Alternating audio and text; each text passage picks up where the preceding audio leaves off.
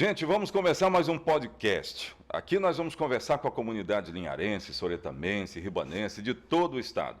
Hoje a vez é de Simone Batista, psicanalista. Nós vamos entender a mente criminosa. Vamos lá? Simone, tudo bem? Tudo ótimo. Que bom te receber aqui para a gente conversar em podcast. É bem bacana falar com você, principalmente numa função tão importante que você exerce, que é a psicanálise, né? Hoje você vê essa função como muito importante, é muito importante para a comunidade. Daqui a pouco nós vamos entender a mente criminosa, mas é muito importante. Sim, muito, porque a psicanálise ela vai trabalhar com a sua causa, não com os sintomas.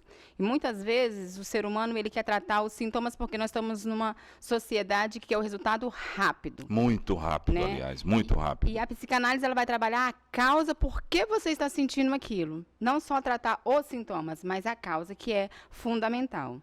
Peraí, então a psicanálise ela trata muitas coisas. Muitas coisas. Não é apenas entender uma mente que cometeu isso, que cometeu aquilo, não. Ela trata muitas coisas, Ela trata o porquê você cometeu.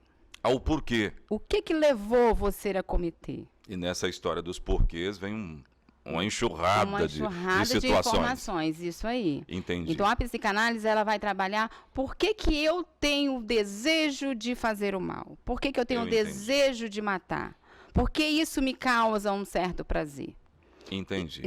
Nessa situação de uma mente criminosa. Mas vamos para o lado de uma ansiedade. Por que eu estou sentindo essa ansiedade? Por que eu estou dependente desse relacionamento?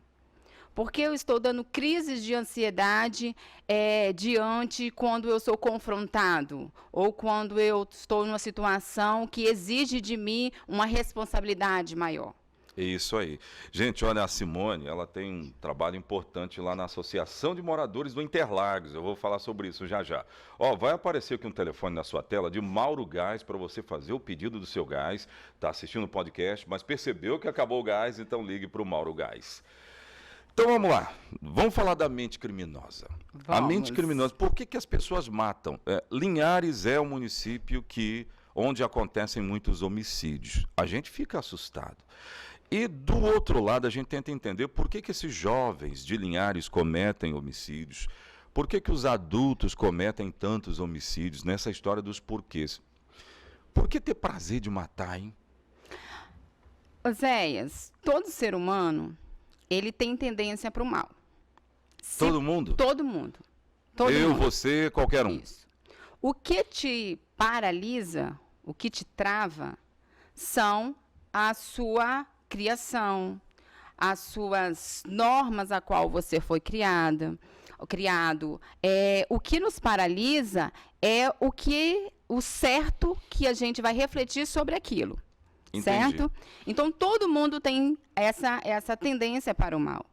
Uhum. Mas quando nós vamos olhar para uma pessoa que tem a sede pela morte, que eu falo assim... A morte do outro. Do outro, que tem prazer na morte do outro, e aí a gente vai na linha do transtorno de personalidade de psicopatia, que os estudos comprovam que nós temos 4% da população que tem esse transtorno, sendo 3 homens e 1% ambas mulheres, que as mulheres também são psicopatas, existem mulheres psicopatas. Essa é uma informação bacana, hein? Sim, quer dizer, bacana não, né? Existe. Bacana não, mas é uma informação que às vezes a gente não assimila. Sim. A diferença é que a mulher ela vai ser mais cautelosa, ela vai ser mais melindrosa. Porém criminosa. Às vezes entendi. ela vai induzir o outro a fazer para ela, do que o homem. O homem já faz. Eu não sei se isso fica pior ou melhor, hein? Eu acho que fica tudo ruim, né? Vamos lá, tudo ruim. Porque se eu faço ou eu contrato para alguém fazer, então é muito péssimo. Né? Porque aí o homem ele já tem mais esse instinto, né? Masculino, então ele vai lá e vai executar. E a mulher ela vai induzir para que o outro faça por ela. E aí a gente tem esse transtorno de personalidade da psicopatia e ela atinge esses 4% da população. Então, o que é um psicopata? Ele é uma característica dele que ele não vai ter remorso. Ele vai fazer tudo para o seu prazer, para ter prazer. Peraí, deixa eu ver se eu entendi. Então, o crocodilo, dizem que o crocodilo, quando ele está comendo, ele chora, como se ele estivesse chorando. Está sentindo prazer, então. Então, prazer. É mais ou menos disso Mais que você ou está menos falando. isso aí. Espera aí, então, que eu vou voltar nesse assunto. Gente, ó, o Santimes é o sindicato que representa o polo moveleiro. Você que é trabalhador do polo moveleiro, visite o sindicato Santimes. É muito importante ter esse sindicato na sua vida, tá bom? Então tem prazer. Quem é psicopata sente prazer No na mal, dor da dor da do outro, outra pessoa. da outra pessoa. Isso é o mal personificado, então? Porque se a gente pensar sobre... Vamos voltar e eu vou falar uma parte até bíblica, quando você pega a história de Caim e Abel. Eu acho interessante. Vamos lá. Caim e Abel.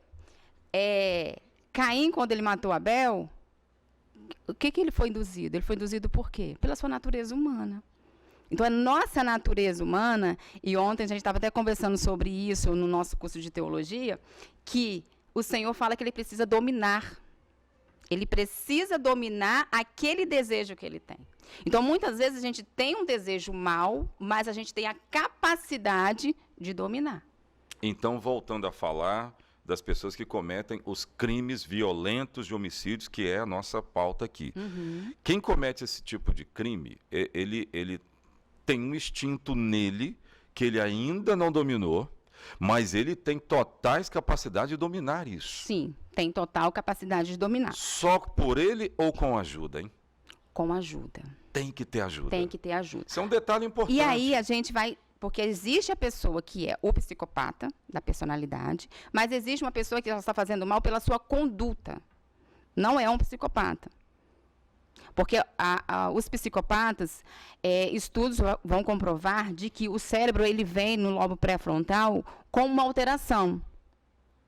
Né? E a gente tem uma pesquisa bem interessante de um neurologista que ele estudou durante 35 anos os psicopatas, né, que é James Fromm, e ele, na pesquisa dele, ele investigou que ele tinha o cérebro de um psicopata.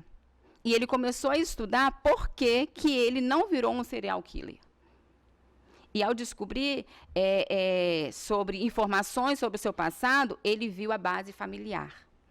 O problema estava lá embaixo, então, na base familiar. A base familiar. Ele o que tinha deu errado lá? Os ensinamentos, a rotina? Ele tinha uma família boa, uma família que estruturou ele, para ele não virar, no caso desse médico.